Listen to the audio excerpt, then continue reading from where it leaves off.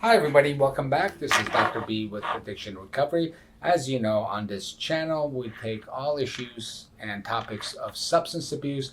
We try to take evidence based medicine and science, and we try to marry that with clinical experience, distill it down in a digestible fashion for you, whether you're someone suffering from substance abuse, or a loved one and family member, or the public at large, or policymakers.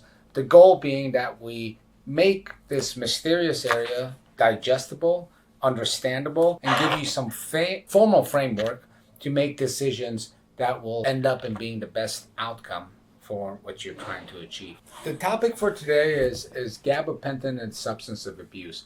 This is an interesting question, and I chose to answer it today because I'm getting a lot of questions regarding this issue. In particular, there was a large response on a small channel that we have on TikTok. B, it's appearing more and more in the media. And there's a lot of questions that we can answer. What is gabapentin? What is this mechanism? What is it used for? How to taper off of gabapentin? And I want to address all of those in future videos. But today, let me give you an overview on the way I'm going to approach it is my own personal experience of how I came to see this drug as a substance abuse. Several years ago, when I left academic medicine and started doing some substance abuse, one of the things that I did at one point was work as a detox doctor in some of the local programs here, some of the private detox programs, private IOPs, as their detox doctor. And I noticed something that just really struck me as odd was all of these young kids were on large doses of gabapentin. Okay. And I noted right away that, this is unacceptable. It's not necessary. And they were abusing this medication. And most of this group of kids were basically heavily sedated throughout their detox or residential program stay. And they had these very odd, weird reasons for being on gabapentin. And in fact, this was one of the things that set me off. I went on my own. I had decided all the medical management of these patients is wrong. The environment, the mental health, the social outreach to care was all wrong. And gabapentin was one of these things. Immediately, I made a video, and it's somewhere out there, and I hope I can share it with you guys shortly, saying that gabapentin is a substance abuse in the recovery community, at least in this area.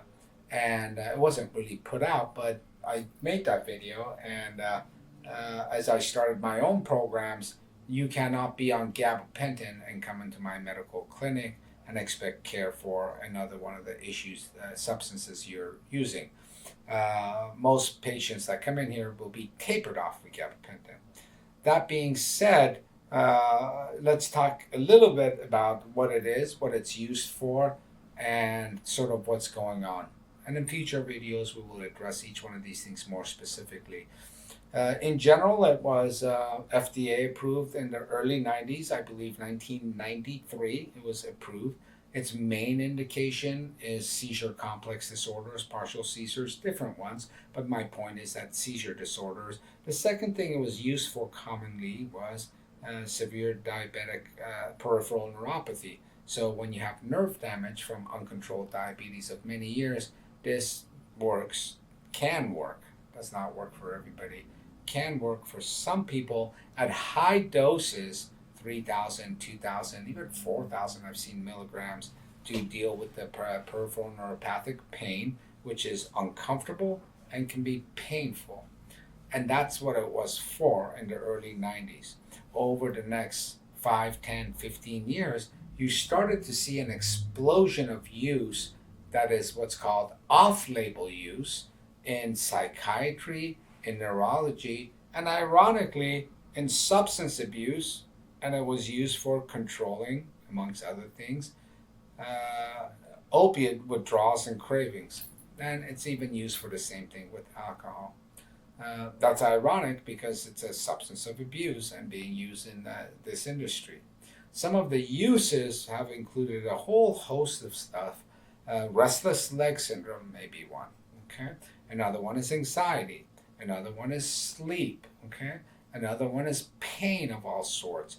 Another one is neuropathic pain that's really not peripheral diabetic neuropathy.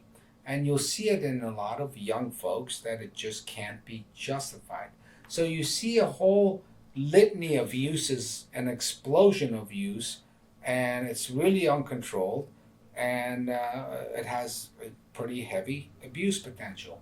In substance abuse industry in particular, what I noted was that a lot of these guys in detox and residential treatment who are not on the right medication, and the treatment plan of care was not really aimed at recovery, nor was the client in the program for recovery.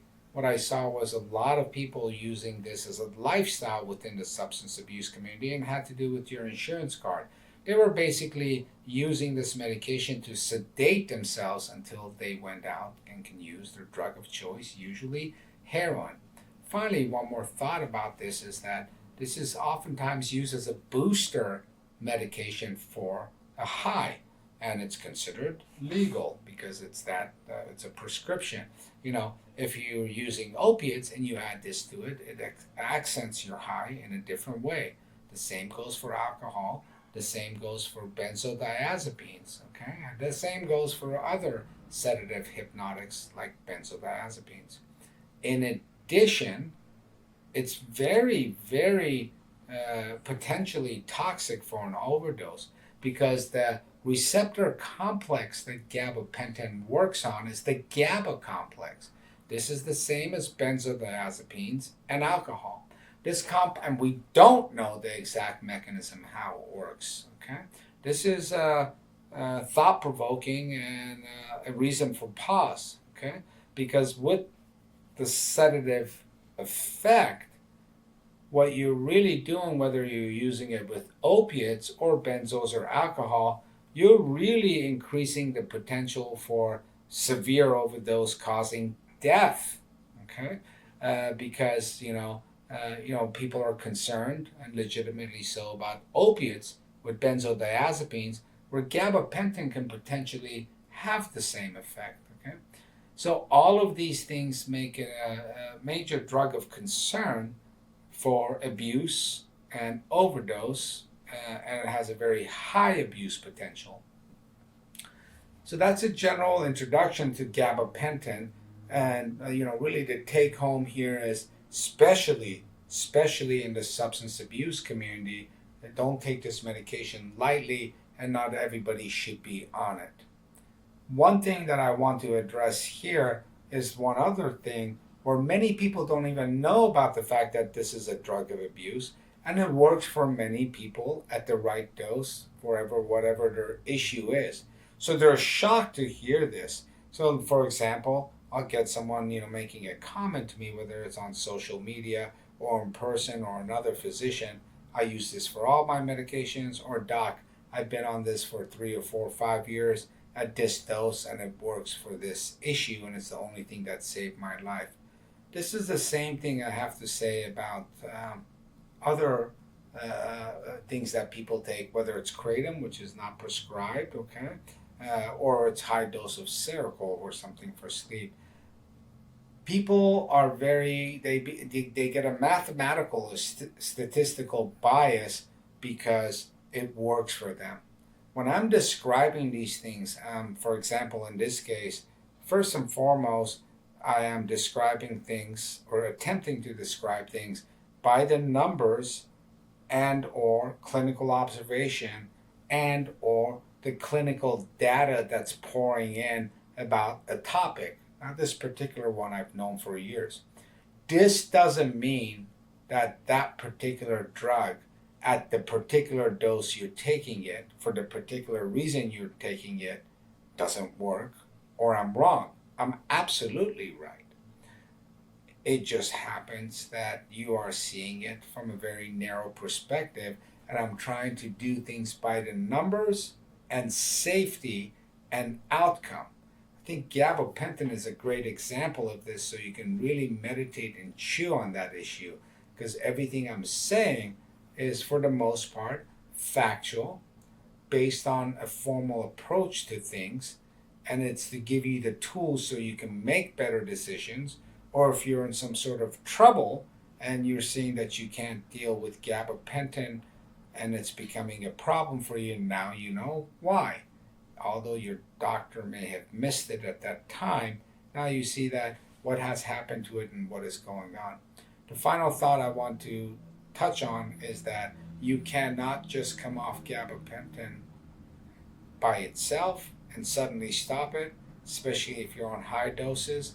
There is a taper, there should be a taper, and oftentimes that's done wrong as well.